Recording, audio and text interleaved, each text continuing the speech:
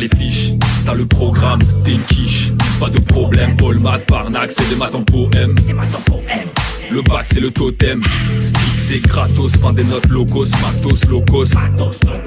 Des maths pour les costauds, taf du costro. C'est parti pour les questions qui commencent à faire peur à certains élèves. Il y a 2 flammes, ça veut dire que c'est une question que tout le monde doit savoir faire, spécialité maths ou non. Et disons que pour ceux qui ne veulent pas faire spécialité maths, si vous arrivez déjà à comprendre cette question et arriver à répondre à cette question tout seul, c'est déjà pas mal pour l'année prochaine. Donc, position relative de 2 courbes, pourquoi ça fait peur? Position relative, déjà, c'est pas un mot qu'on emploie dans le quotidien, donc on comprend pas très bien ce que ça veut dire. De 2 courbes, ça on comprend.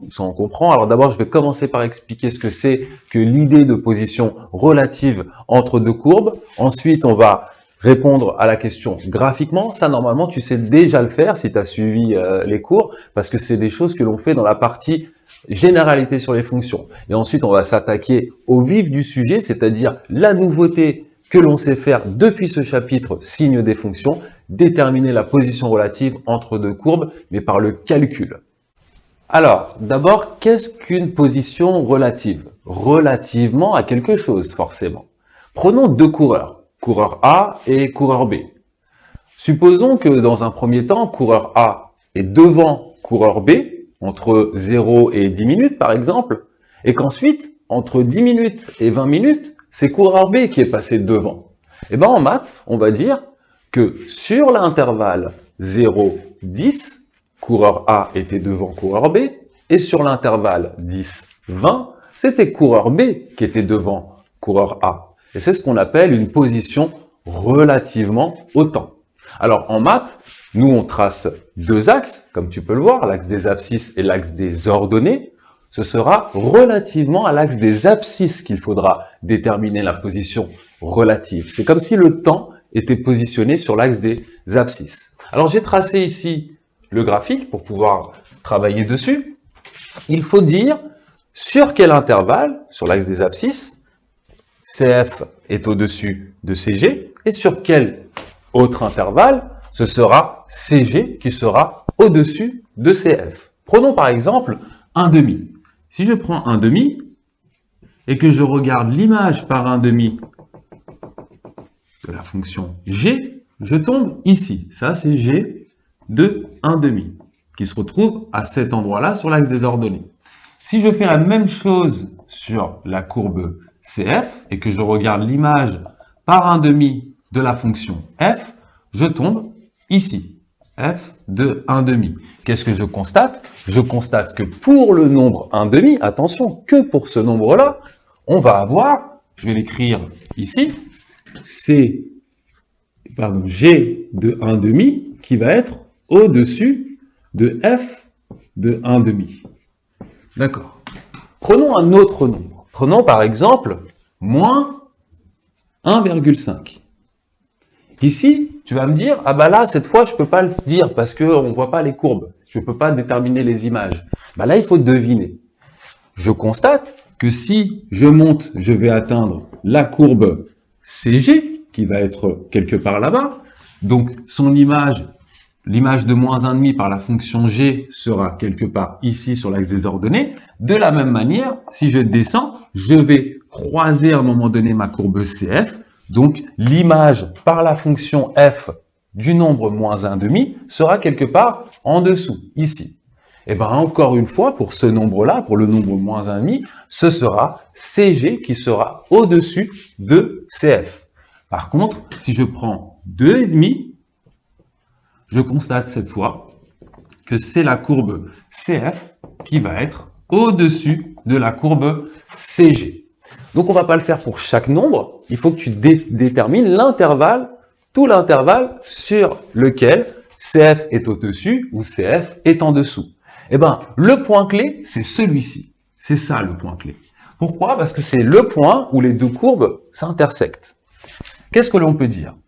Sur toute cette partie-là, de moins l'infini jusqu'au nombre 1, ici, ce sera la courbe bleue qui sera au-dessus, regarde, tu vois, à chaque fois, toujours au-dessus de la courbe verte qui est en dessous. Donc de moins l'infini jusqu'à 1. Et ensuite, de 1 jusqu'à plus l'infini, ce sera les images de la courbe de la fonction f qui seront toutes au-dessus des images par la fonction g. Donc sur 1 plus l'infini, ce sera cf qui sera au-dessus de cg. Et bien pour la première question, je vais te remettre la question ici. On va pouvoir dire, donc déterminer graphiquement la position relative des courbes CF et CG, dont on vous donne les expressions, on en aura besoin pour la question suivante. Comme je vous ai dit, c'est par le calcul qu'il faut savoir faire ça, parce que ce que je viens de faire, c'est des rappels que vous avez déjà vus dans les chapitres précédents.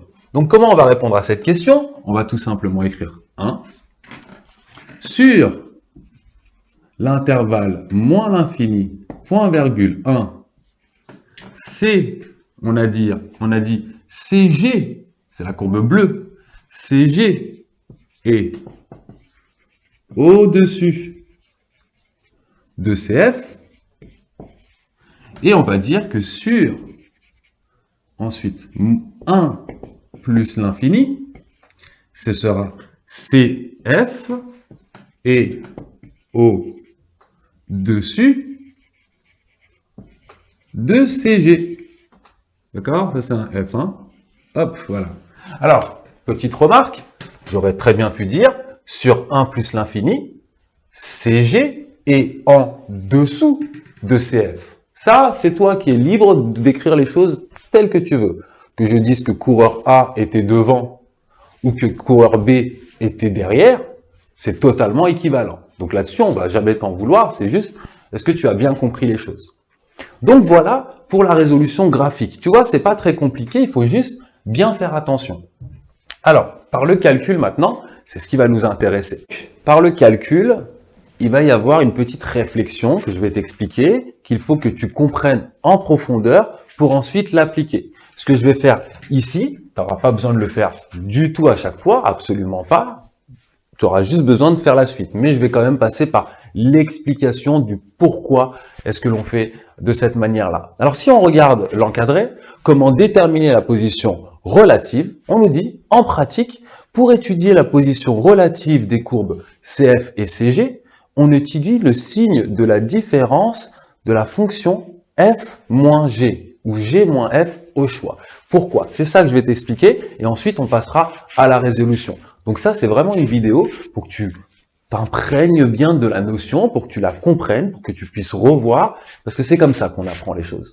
Ok? Et puis ensuite, tu prends tes fiches, tu complètes, et tu pourras passer à l'exercice suivant, qui est bien plus difficile, où je ne reviendrai pas sur toutes ces choses-là, et j'irai directement dans le vif du sujet, c'est-à-dire en pratique, par le calcul, comment faire. Alors, pourquoi est-ce qu'on nous dit d'étudier le signe de la différence f-g ou g-f? Nous, finalement, on peut écrire ce genre de choses. CF, regardez ce que je vais faire. Je vais tracer ça. CF au-dessus de CG, ça veut dire quoi? Ça veut dire, en termes de fonction, que F est supérieur ou égal à G. J'espère que tout le monde est d'accord avec ça. La courbe de la fonction f au-dessus de la courbe de la fonction g, ça veut dire tout simplement que pour tous les nombres x, f de x sera supérieur ou égal à g de x. Mais ça veut dire quoi aussi? Ça veut dire aussi, j'ai le droit de faire ça en maths, je peux passer ma fonction g de l'autre côté de l'inégalité et je me retrouve avec f moins g positif. Ok, c'est-à-dire quoi? C'est-à-dire finalement, si on prend un peu de recul, si on te demande sur quel intervalle ou de montrer que CF est au-dessus de CG, tu peux soit montrer que F est au-dessus de G, supérieur à G, soit montrer c'est la même chose que F moins G positif. Ok, faisons la même chose. Imaginons maintenant que CF en dessous de CG. Alors, de la même manière, ça veut dire quoi? CF en dessous de CG, on va raisonner comme ici, ça veut dire que F inférieur ou égal à G. Ça veut dire quoi? Faisons comme ici, ça veut dire que F moins G, cette fois, est négatif. Et donc, regardez ce qu'on s'est dit. en maths. On s'est dit, mais finalement, il y a la même chose qui apparaît là et là. Donc, si je souhaite connaître la position relative de CF et CG, ça veut dire si je veux savoir si CF est en dessous ou si CF est au-dessus, il me suffit de faire quoi? Il me suffit d'étudier le signe de la différence F moins G. Si j'étudie le signe de la différence, d'ailleurs, petite parenthèse, on est en plein dans le chapitre signe d'une fonction. Ça, c'est une fonction. Celle-ci aussi, c'est la même fonction. Donc, en fait, ce que je vais faire, c'est que je vais créer une nouvelle fonction, f moins g, et je vais aller étudier son signe, comme on a appris à faire dans les fiches précédentes. Si le signe de f moins g est négatif, ou dès lors que le signe de f moins g est négatif, je vais conclure que CF est en dessous de CG. Si le signe de f moins g est positif, je vais en conclure que c'est CF qui est au-dessus de CG. Et c'est pour ça que l'on t'explique cette chose-là en pratique. Alors, commençons, on va garder ça ici pour que l'on puisse l'avoir sous les yeux, même si c'est écrit. Je vais venir là et on va y aller. Donc, pour la question 2, ce que je dois faire, parce que je vais juste réécrire les deux fonctions. Ma fonction f de x vaut donc 2x moins 3, 2x moins 3, et ma fonction g de x vaut moins 4x plus 3. Moins 4x plus 3. Ok, donc on me dit, tu veux déterminer la position relative des courbes CF et CG par le calcul? Pas de souci. Détermine la nouvelle fonction f moins g et cherche son signe. C'est ce qu'on va faire. Alors, on a f de x moins g de x.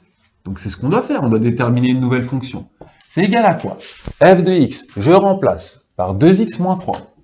2x moins 3. Moins g de x, je remplace par moins 4x plus 3. Mais attention ici, dès que vous voyez un moins devant une expression, mettez une parenthèse, prenez votre temps pour ne pas faire d'erreur. Ce serait dommage de tout gâcher pour une simple erreur de calcul.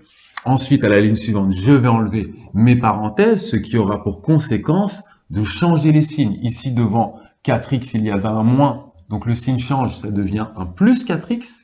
Ici, devant 3, il y avait un plus, donc le signe change, ça devient un moins. Là, je ne m'arrête pas ici, puisque je peux réduire les x ensemble, les nombres ensemble. J'obtiens quoi? 6x moins 6. Et bien voilà, une nouvelle fonction, ma nouvelle fonction f moins g, f de x moins g de x. Et qu'est-ce que je dois faire avec cette fonction? Étudier le signe. Mais c'est une fonction affine. Fiche numéro 2. Tu peux aller revenir, je te mets le lien ici. Comment je fais pour déterminer le signe d'une fonction affine? Tu as deux méthodes que j'ai expliquées dans les fiches précédentes. Donc moi, ce que je vais utiliser, c'est la méthode que j'appelle poser la question à sa feuille.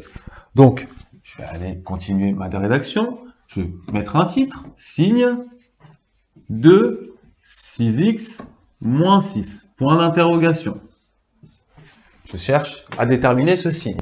Alors, je vais donc poser la question à ma feuille de savoir, feuille, peux-tu me dire pour quelle valeur de x 6x moins 6 est par exemple positif? J'aurais pu poser la question négative aussi. Alors, pour tout ça, encore une fois, fiche numéro 2, ça sert à rien de revenir là-dessus, on va perdre du temps. Donc, je pose la question à ma feuille. Feuille, peux-tu me dire pour quelle valeur de x 6x moins 6 est positif? C'est une question que je pose, ou autrement dit, où dois-je mettre les plus dans mon tableau de signes que je vais faire bientôt?